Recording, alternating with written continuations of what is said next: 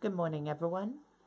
I'm Riley King, and welcome to the Riley King Newscast right here on the Riley King Network. Let's begin.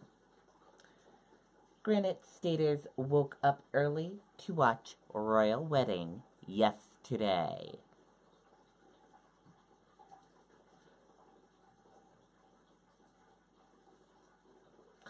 Let's take a listen to the video from WMUR News 9.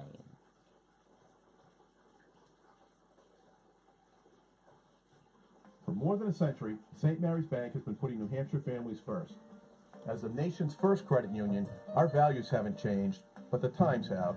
From mortgages and auto... Wedding celebrations reached all the way across the pond today. The British Beer Company in Portsmouth hosted a bash in honor of Harry and Meghan, featuring royal dishes and desserts, some live music, and even an opportunity to take a photo with the Duke and Duchess of Sussex. Both employees and customers got into the spirit. We wanted to show our fascinators today. We didn't, when we were in our pajamas this morning, no one could see us. So today we were like, all right, well, let's go here so we can show everybody our cool fascinators that we made. Very impressive. The restaurant even has a royal connection.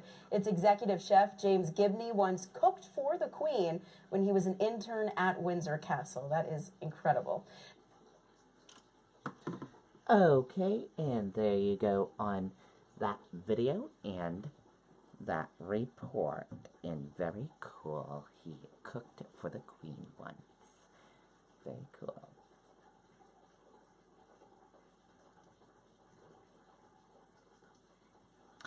Four teenagers dead, one hurt in East Bridgewater crash. Let's take a listen to the video from WCVB Boston.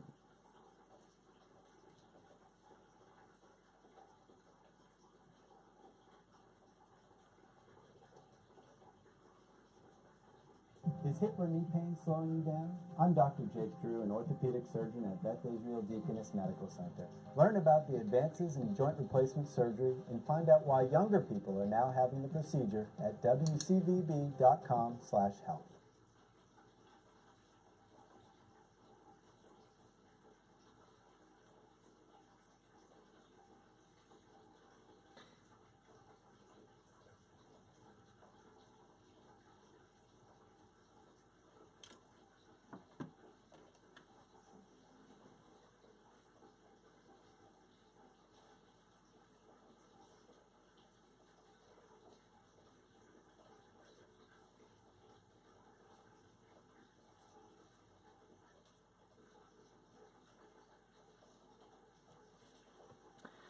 Okay, that was raw video from the crash scene.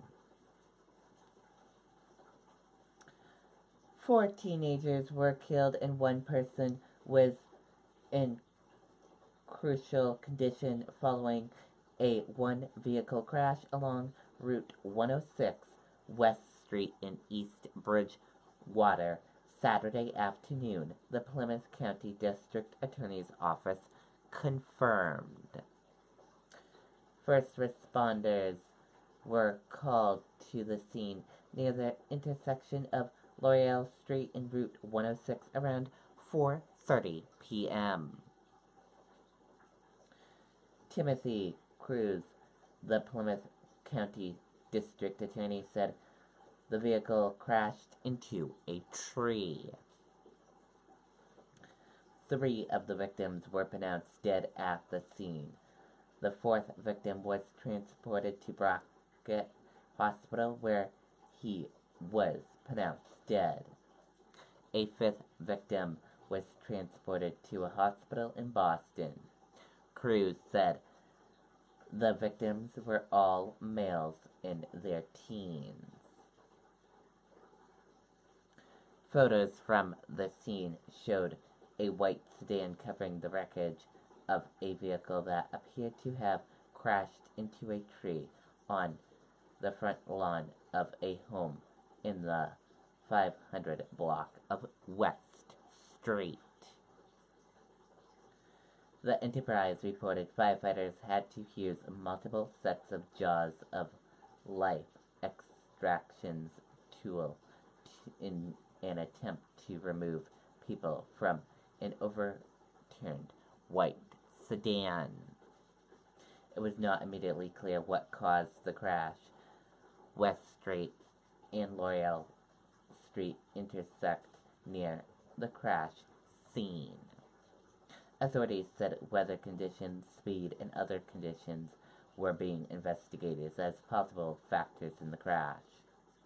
Authorities would not comment if another vehicle may have been involved in the crash.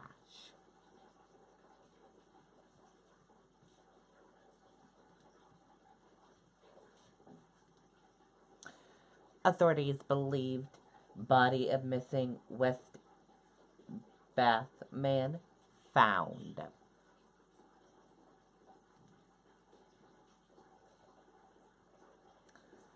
The Sagahawk County Sheriff's Office believes a body found in the woods of West Bath is that of a man missing since last November. Edward Bartlett, 70, was reported missing from his home November 19, 2017. The Maine Warden's Service spent several days searching the area and river near his home on Beaverbrook Road in West Bath.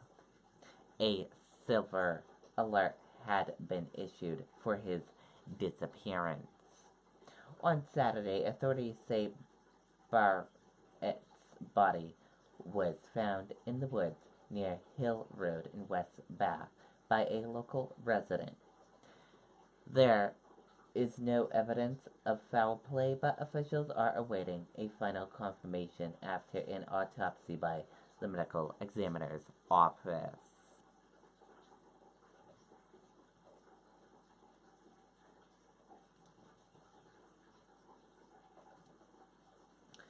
Mother of Santa Fe shooting victim says daughter turned down suspect's advice.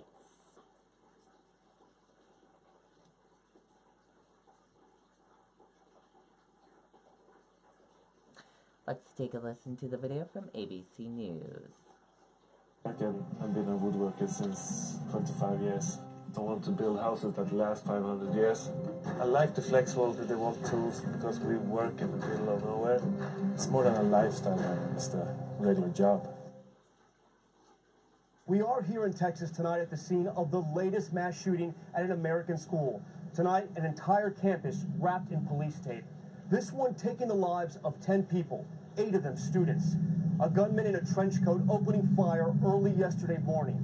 Students sent fleeing. First responders rushing in. 2 police officers confronting that shooter. The suspect, a 17-year-old student, surrendered and allegedly confessed to the crime. He has already appeared before a judge and is now charged with murder. Tonight, a portrait of the gunman is coming into focus, and we're getting a clearer picture of what it was like to be inside that terrifying attack. Tonight, the injury count rising in that deadly school shooting in Santa Fe, Texas. Police say 10 people were killed, most of them students, and now 13 are recovering from injuries, including gunshot wounds. Are you a citizen of the United States? Yes, sir. Are you requesting consideration for a court-appointed attorney?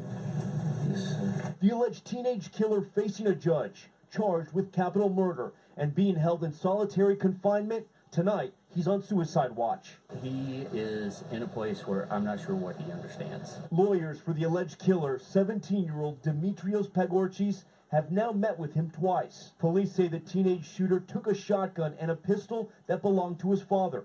His lawyers say the guns were locked in a gun cabinet.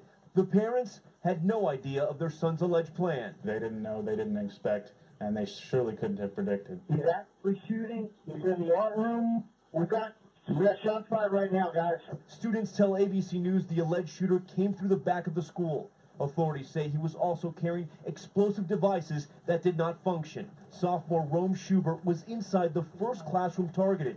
He says the shooter first tossed in one of those homemade bombs. He threw something at the desk, and I heard it, but I didn't think nothing of it. It just sounded like a pin. 5 seconds later, a loud bang. My ears started ringing, loud bang, loud bang. and then everything kind of went crazy from there. Schubert, a star pitcher on the school's baseball team, says he barricaded himself behind a desk before running for safety, not knowing he had been shot in the head. Luckily, the bullet exiting with minimal damage. I had no idea. So I looked at my shirt, and it was blood dripping down, and then my friend came up behind me and said, "You got shot in the back of the head." Students say they remember hearing a fire alarm going off, alerting them of danger. Students running out of their classrooms to hear gunshots and see their classmates wounded and dying on the floor. We were playing dead. Police and SWAT teams surrounding the school. Kids lining up on the field, emptying their backpacks for officers to inspect, their hands on their heads. I didn't know what to think. I shouldn't be going through this. It's my school. Like, this is my daily life. I shouldn't have to feel like that. And I feel scared to even go back. Students we spoke with say the gunman was quiet and odd, but not violent. He'd wear the trench coat always? Every day. Every single day. Even if it was 90 degrees outside? Every single day. Investigators still have not said what set the teen off. According to the probable cause affidavit, the suspect surrendered, allegedly telling police he did not shoot students he did like so he could have his story told. Okay, and it's a beautiful there thing. You go on that video and that report. And that does it for the Riley King Newscast right here on the Riley King Network. I hope you all have a great rest of your day, and I'll see you back here later on today with a news report. And I'll have Good Morning New Hampshire at 7 a.m. Goodbye, everyone.